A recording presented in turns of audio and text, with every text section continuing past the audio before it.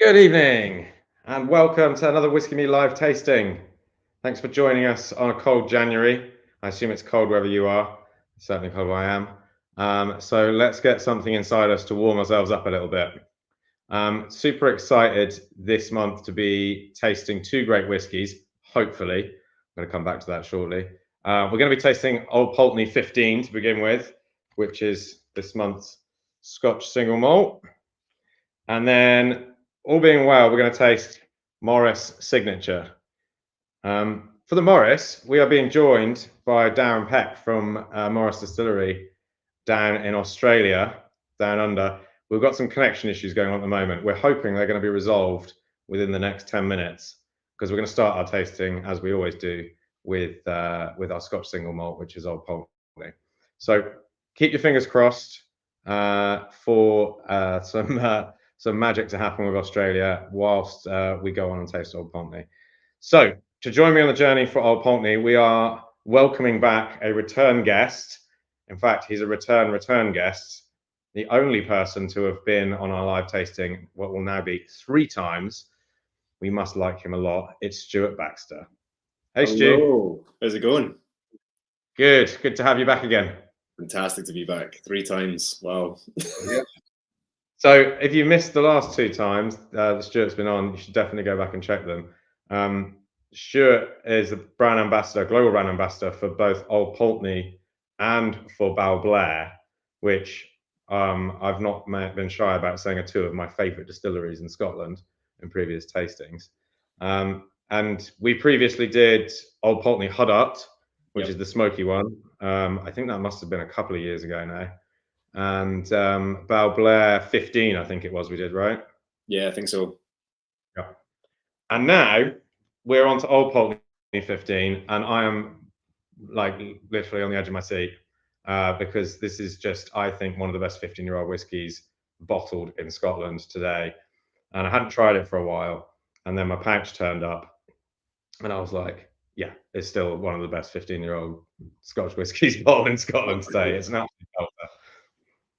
Oh, brilliant. That's really, really lovely to hear. And out of the Pulteney range, like the core range, the 15 is probably my favourite. Like same with Balblair, like most people prefer the 18, and I completely get it, but the 15 just has this like intensity to it that the 18 just that little bit extra longer in wood just softens, but the 15 just has all these spices going on with it. It's for me, it's desert island. That would be the pick.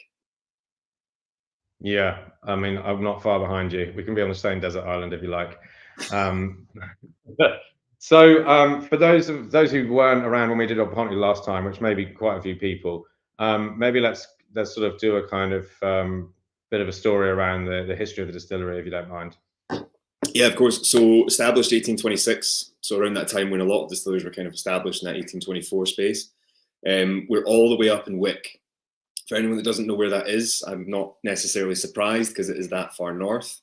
But we're about a 20-minute drive south of John O'Groats. So very, very far north. So once we're known as the most northern mainland distillery in Scotland. Wolfburn beat us now. There's a husband and wife team, I think, actually building on the car park, overlooking the car park in John O'Groats. And they've been building that very quick. So once they run Spirit, that'll be, I mean, without being on the coast and in the water, they'll probably be the most northern. But all the way up in Wick, 1.7 million litres capacity, running off 2 stills, really as manual as you can be. And the one thing that we talk about is terroir, which we don't necessarily get to talk about with a lot of whiskies or spirits in general, because we kill everything that's kind of organic. But it's not necessarily in the production side of things, but once we actually start maturing it. When we're maturing everything, we're aging it at the distillery across dunnage and racked warehousing, breathing in sea air. Now, it's actually been proven that salt crystals can't pass through, but I always find it a bit redundant to just say salty, which, a lot of people interpret it to be. And if you say salty, then please do say it. But I think there's a minerality that comes with it. There's that, we say the maritime malt, and that kind of hits the nail on the head. There's more to just saltiness. It's a bit more of a romance. You don't go to the coast and just smell sodium chloride table salt. There's a lot more going on. And if anyone's that had like a Riesling, for example, that kind of clay minerality that you get with it, that's almost what's injecting into it. But it's not at the process point of view. It's purely at the maturation stage that we start seeing that. And the 15-year-old is split between American oak and Spanish oak. So we're looking at refill bourbon casks for about 12 to 13 years. And then second and third fill Oloroso sherry casks for 2 to 3 years, just depending on how they're all playing out. Yeah. Yeah. So first of all, I think the sherry cask element of it is nice and subtle. I don't think it's too over the top. You know, it's not forceful and full on there. It's sort of integrated nicely, which is not always the case with whiskies that are finished or even full term in sherry. But going back to the maritime characteristic, which is it's one of the things that draws me to this distillery. I mean, I live by the sea anyway. I love being in the sea, and I love whiskies that speak of terroir, or any spirits that speak of their place, because these products really are a product of their place. The people that are there, the land that grows the cereals, this sort of taste preferences of the people that make it and blend it. And then, like you say, perhaps even kind of some interactive elements from the air or the land, the minerality of the land or whatever it is around it too.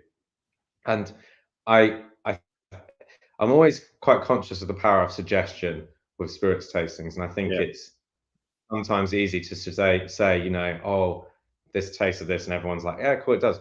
But bloody hell, Old Pulteney really does taste a little bit of the sea. Like, it really does. It's crazy. You really get that tang in the back. That, and specifically 15 and 18, the 12 is maybe a bit more subtle when it comes right to the forefront. But the one thing I always talk about in tastings is like the more intense the maturation. So not necessarily how old the whiskey is, but how intense the maturation. With Old Pulteney, that intensity almost beats that maritime flavor, because that's quite consistent on a graph line. That's a fairly straight, consistent line. But we start looking at this exponential curve for intensity of maturation. So that could be 3 years in a first fill PX, quarter cask, or we're looking at sherry butts or whatever we're looking at. But if you actually have a younger Pulteney in a less intense cask, or even 15 years in a fourth fill hogshead or whatever, you're actually going to see that maritime character better than you would see in the 18 or 25-year-old Pulteney. All of a sudden, that saltiness it's more. There's more of it in the 18 and 25, but it's hidden more. It's developed more. So you start seeing more salted caramel the older you get. Whereas the 12-year-old in Huddart, you start seeing that very explicit, so strange word to talk about whiskey, explicit kind of maritime flavor. It's very much in your face. But the 15 for me hits that sweet spot where that's why it's my favorite. You're still seeing maturation come into it, but you're still getting that freshness of maritime. It's not been, not necessarily twisted, that's maybe the wrong word, but kind of converted into that salted caramel and chocolate space that the 18 and 25 bring in. And that's why most people prefer them. The 15 has that, just that sweet spot on that kind of bell curve. Yeah, sure. And I mean, it's not just, well, maybe it is just, but there's obviously the location of it being there right by the sea. But Wick itself has like a really long history with fishing and seamen as well, doesn't it? Yeah, so the guy that actually founded Wick was a guy called William Johnson Pulteney. Everyone thinks that we're named after him, but we're actually named after Pulteney town. So if you look on a map, Wick is Vic, meaning bay in Norse. On the north side was just a couple of like fishing houses, because there's such excellent herring fishing in the north coast of Scotland. On the south end, you actually had Pulteney town, and that's what it was called on the south end. And it was named after William Johnson Pulteney, who worked with a guy called Thomas Telford, who's a very famous civil engineer, number of bridges across Scotland and the UK for that matter. He built Pulteney Bridge in Bath, which is quite a famous one, a lot of people know. So he worked with him and actually built Pulteney town. And then, of course, the herring fishing grew and grew, and you had thousands and thousands of boats working out of Wick Harbour. There's great photos to show that. And it went all the way down into northern England as well. But that Wick, that small few fishing houses grew and grew and encompassed Pulteney town. And the great thing is, when you go up to Wick, or if you go up to Wick, when you go to the south end of the bay, it's like passing a threshold. All of a sudden, the kind of architecture changes completely, because you realise that you're in a very kind of gridiron street pattern, mid 1800s building site area, as opposed to Wick, which is late 1800s. I was about to say modern, but late 1800s buildings. It's a bit different. But yeah, so named after William Johnson Pulteney, who was the head of the fisheries in the United Kingdom, who commissioned Thomas Telford to build Pulteney Town, which has now been completely engulfed, as now known as Wick. Nice. Yeah, I've not been. It's a long way up. It really is. It's like, It is I think really, the furthest north, really far. furthest north I think I've been on mainland Scotland is up to like Fine Leash and Balblair actually. And then nose started to bleed and had to get back south again, kind of thing. Fair, fair. There's good scuba diving on in the Scapa Flow, like just off the north coast. Sounds cold. It's freezing. It is freezing, but it's pretty cool. Right, cool. Well, look, I'm already drinking it, and other people probably are too. I've got some. Let's have a drink, and maybe we'll talk a little bit about what it tastes like, and see if anyone wants to share any tasting notes. And I've also seen some questions flash up as well that I'm gonna throw at you now. So.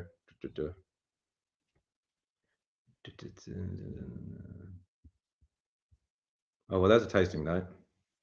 Lovely balance between sherry and spice, really smooth with a few drops of water. Yeah, I think it benefits. I mean, this is at 46%, non-chill filtered, and no caramel colouring. So it's all the fatty acids and proteins are left in it. There's no caramel colouring. It's natural colour from the cask. We can genuinely see the sherry influence it's had on the bourbon. And at 46%, a lot of people kind of talk about, if you're going to go for 46, why not push it higher? When we did Balblair 15, I think Balblair 15 kind of benefits it being 46, 48. I think Pulteney 15, you could honestly push it up to 50, 52. But at that point, that's probably optimum. If you're pushing it higher than that, of course, we can water it down and bring it down to whatever you enjoy. But in terms of a controlled strength, I think you could push this to 50, 52.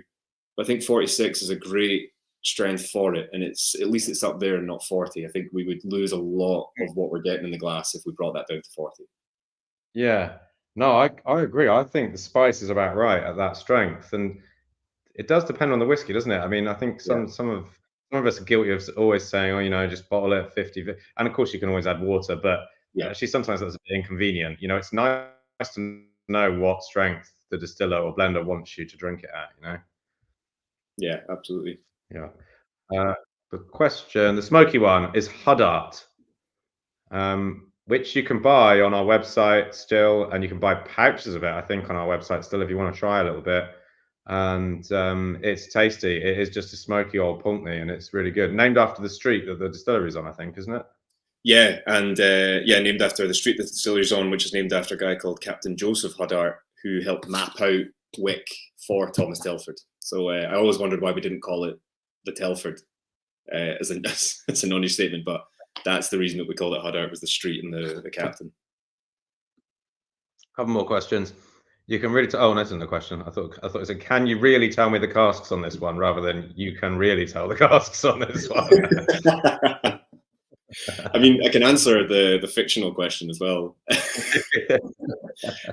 We had a deal. I can almost kind of guarantee we had not necessarily a deal or a contract, but we worked very closely with Sazerac, who owned Buffalo Trace. So I can almost guarantee the vast majority of bourbon, ex-bourbon, would have been Buffalo Trace. And then the sherry, we've got again dealings with Miguel Martin in Jerez. So it's all Miguel Martin Oloroso sherry casks as well. Yeah. And a lovely comment from a first timer who's saying Stuart really knows his stuff, which he does, of course. That's why he's back the third time. And a great summary, really, of the dram and of the tasting. I think it's nice. Thanks, Dave. It's very lovely. Yeah. Cool. Right. And I have good news. Darren has popped up, which is fantastic. So we're going to bring him in now. I think he's had to move devices. I've been getting text messages from Australia whilst we've been talking. So, but we're going to bring him in now and talk a little bit about Morris. Darren. Hi, good morning. Hey, Darren. How you doing? Very well, thank you. Sorry about the few technical difficulties. Don't worry, we're just pleased to have you. It's all good. Thank you. It's remarkable, really, that we can even do this, like stream live from where you are. You're in Victoria, right? In Australia, South Australia. We are Victoria, real at the north of Victoria, so on the border with New South Wales. So I'm actually speaking to you about 11 hours in the future. Hence Amazing. the difficulty doing the connection, right? I mean, come on, we're doing time That's travel it. here. Yeah. So, before we get into Morris and the whiskey, you clearly don't have a very strong Australian accent. So maybe if you could give us a bit of talk about your past experiences and where you've come from. I will do. I thought I was blended in quite well, actually. I thought I did this accent, but obviously I was born in Yorkshire many years ago. I haven't actually lived in Yorkshire since I was about 20, but the accent's followed me. So yeah, I've always been working in the alcohol industry. I actually did an environmental science degree back when nobody cared about the environment. Part of that was fermentation, so that got me into fermentation and distillation, and then I did the Elliott Watt distillation course. From there, I have worked all over the globe, so I've been a very lucky person. I have worked for some of the biggest companies on the planet and some of the smallest, and I literally have made alcohol on 6 out of the 7 continents now. So Wow. Australia was the last continent I'd never made alcohol on. And when I got a job offer down here, I couldn't resist it. So Antarctica's going to be a difficult one.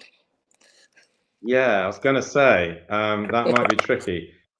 I mean, at That least might be. it's well set up for like condensers and stuff like that, but not a lot of habitation on Antarctica. I'm in negotiations with my wife to see if I can go over for my 60th birthday on a cruise boat with an own brew kit, and then I can at least tick the box. But yes. Nice. Cool. Well, give us the lowdown on Morris then, because most of our members will be aware that it's a 5th or 6th generation winemaking family and now making whiskey. But perhaps a little bit more detail on the backstory as to the wine and how the whiskey production is going.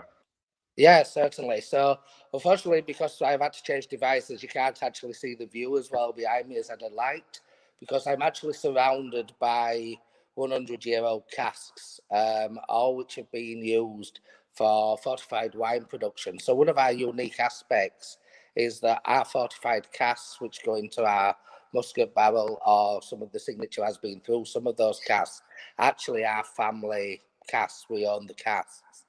So what happened was 1859, this area of Victoria was part of the gold rush, and people started moving in from all over the country to dig for gold. And of course, people were digging for gold like a drink.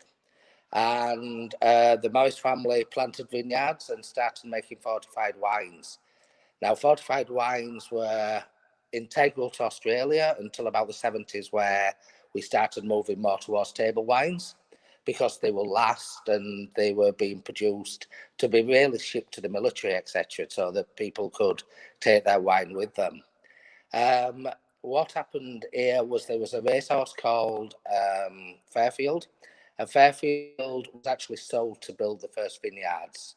The Morris family built the vineyards and started to produce fortified wines, and that continued happily until about a bit longer now, eight years ago, when the business was going to be sold and closed down. And luckily, another family firm stepped in and bought it, which is a firm I work for, and they saved the winery from closure. So one of the things we got was a lot of, like I said, fortified barrels. We'd already been looking at spirit and spirit production. But when I got down here, we actually found a 1933 copper pot still, hybrid still, made by Whitehalls in Adelaide. And what that still actually is it used to be used for making the fortification spirit to make the fortified wines. It had been abandoned. That's the one there. So it had been abandoned. It didn't look that pretty when we found it. The lars and the pigeons had been around a little bit, but we actually took it out and we restored it. So we've restored it back to how it was, and it's actually making the spirit now, which we are using to mature and make into our whiskey. So one of the things we've got is, like I said, we've got lots of fortified barrels, but we've also got a lot of wine barrels. So we own wineries in the Barossa as well as the Coonawarra. So when those barrels are turned off, we actually send them now to our in-house cooperage, and our cooper reshaves them and toasts them to a recipe we developed with Jim Swan. So Jim came down and we worked with him, unfortunately, just before he passed. But yeah, so our barrels are wine barrels. It matures there for matures there until it's ready, and then from there we'll move it into the finishing barrels which we own. So it's a beautiful integral story that we own start to finish, really.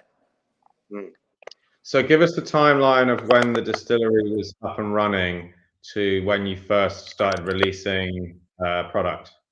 Okay, so I started this still down here. We would have got the first spirits off in about 2016, and we launched about 2 years ago. Yeah, and what's because the Australia's got a fascinating whiskey market. Some really, first of all, some distilleries that have been around for quite some time, especially down there in Tasmania, and some really great products as well. But we don't get to see much of it up here in Europe. In fact, it's quite unusual. There's really only a couple of brands, including Morris now, that managed to sort of export a meaningful amount up here, and the rest of it, I guess, is being consumed by Aussies.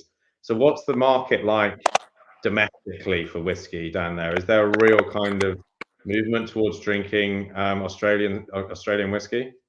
There's a burgeoning movement towards Australian craft whiskey. Obviously, one of the reasons you don't see as much up in Europe as we would like you to do is simply scale. So a lot of the other distilleries are quite small and just don't have the volume or the way to actually get it out to Europe. What we're finding in Australia, though, is if you think about beer, the Australians all drink Australian beer, and it's not Foster's, I hate to tell you, but Foster's, nobody drinks Foster's. If you think of wine, everybody drinks Australian wine. But when it comes to spirits is still slightly split. So it's split between a lot of the US bourbons and whiskies from there. It's Scotch, and then it's the Australian market is starting to grow. And what we feel is that the Australians will swing that way. Yeah, nice. And then in terms of export, I mean, just the fact it's being brought into the UK, I would say some pretty serious ambitions with the spirit. I mean, kind of competing with all the whiskies that are made over here. Like, what's that like? What's the strategy there? What's the, is it just to be an accessible new startup Australian whiskey brand?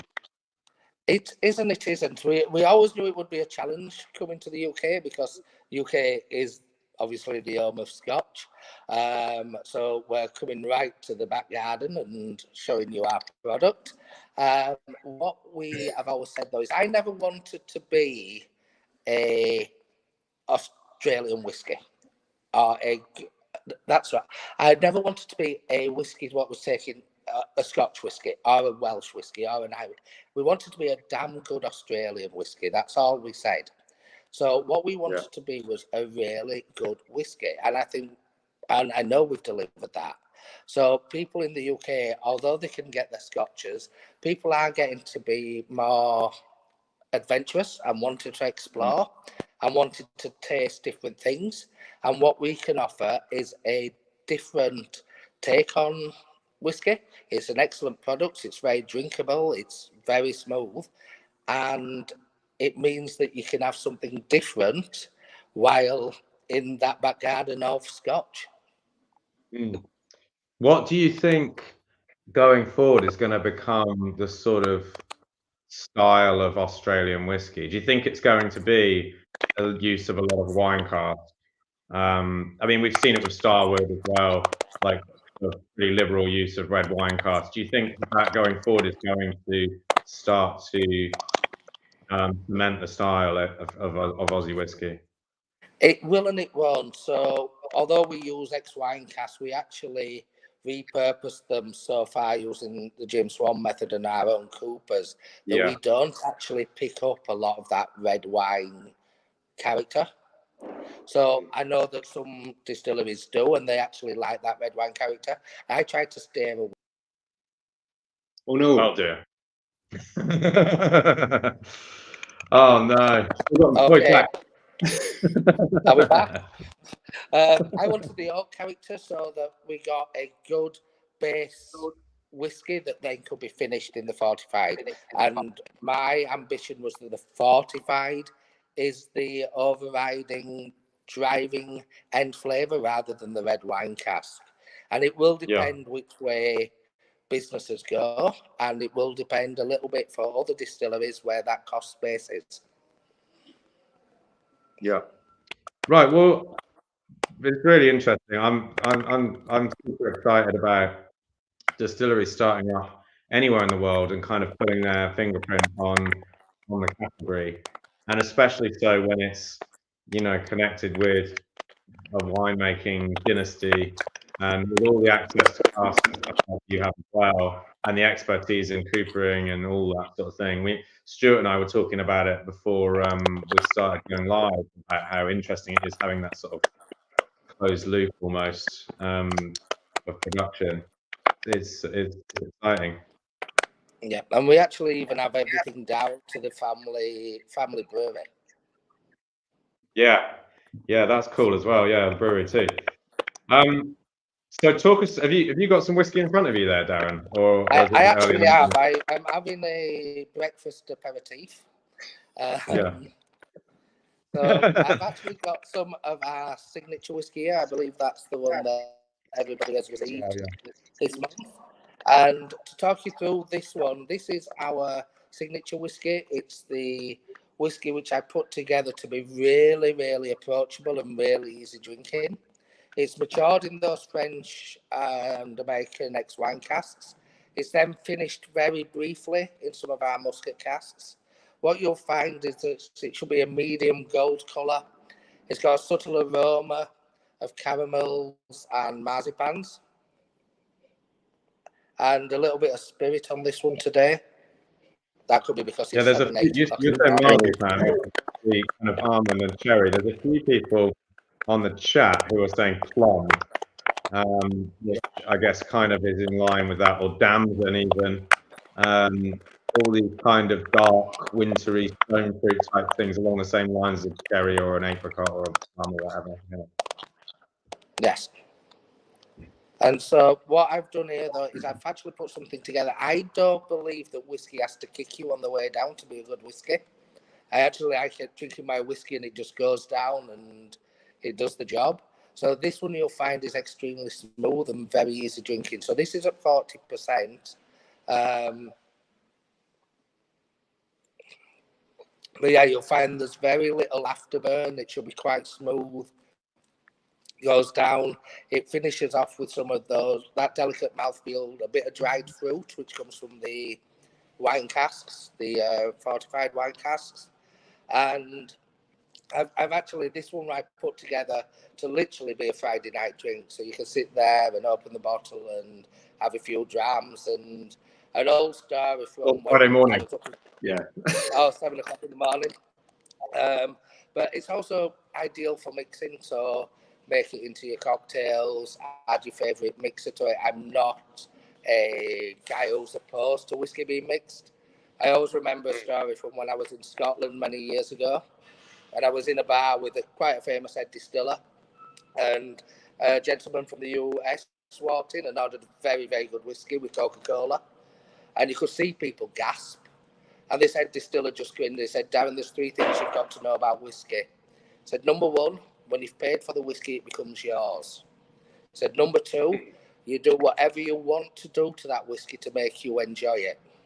And he stopped talking, and I said, what's number 3? He said, oh, that's obvious. It's my whiskey you buy. Darren, I'm stealing that. Yeah. I think this is a really interesting whiskey. For me, it's got a bit of a rumminess on the nose. there's certain kind of like dark fruits and maybe even tropical fruits there that really do remind me of Jamaican rum. But when I come to taste it, some of that funk is not so much there, and actually it becomes more like something between a Scotch and a bourbon.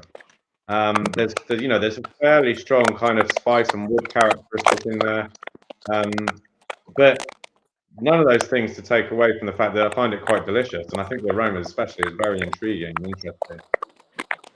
Thank you. And that's coming from the oak vats. So some of these vats have held fortified wines for 100 years.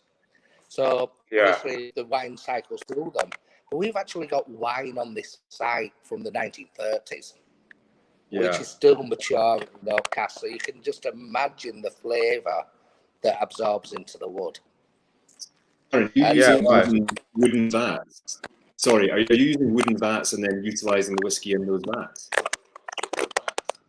We don't use the extremely large vats, obviously, from a safety point of view, but a lot of ours goes through what they call casks here, which are, they actually call them barrels, but they're not truly a 36-gallon barrel. They're an oxide. And a lot go through what they call barrels here, just the fortified wines, and that's where we can actually utilise them for the whiskey. Got you. That's going to be some very interesting flavour. His Majesty Postal Service unfortunately didn't get mine today, which I thought it was arriving, so I'm really looking forward to tasting it. Yeah. Well, Stuart's got a patch on the way, but Royal Mail have let us know. So. You guys, I mean, we were talking about it before, but I've been following Morris for a while, and the closed loop concept, brewing and malting your own barley, and it's a really fascinating concept, having that much control over the production side and then inevitably the final product. So, looking forward to it. It's a unique position to have much control over every step. Question here, which I think I know the answer to. Is the Morris Sherry available in the UK? I don't know, but does that mean the Morris fortified wine? I guess it probably does. Does that come into the UK? Do you know, Darren? The Morris fortified wine does come into the UK. It's not super available, but you can find it on some wine websites, mainly the Old Premium Rares. So the way that the Old Premium Rares work is that they're at least 20 years old. But yes, the wine is available in the UK. Cool. Good stuff. Well, I think that's probably it from questions. Someone's ordered 2 bottles of Old Pulteney after tasting that, which is good news, Stuart. Well done, Tommy. But I think we're just about there with it. Anything else left to add, Darren? Anything we've missed? I think that was very, very comprehensive summary I think you gave of Morris. Is there anything else while we've got you live from Australia? Oh dear. Is he just being really still so he doesn't have to answer my question, or is he gone? High possibility. I think we lost him. We lost him just at the end, which is fine. Oh, you know what? There's 2 of him now. That's good. There we go. Okay, that's scary. I do apologise. We're losing internet reception for some reason. No worries. I'm pleased that we managed to get this far, and we managed to get through the tasting because we've got it all across. So thanks for your time, Darren, and thanks for joining us. And good luck with everything down there. We're looking forward to seeing more of your spirits up here. Thank you very much. And one final comment from Tommy. He's going to buy some Morris as well now. Excellent. All right, cool. Thanks a lot, guys, and thank you everyone for tuning in. And we'll be in touch soon, and we'll see you next month. Thank you. Thanks, guys.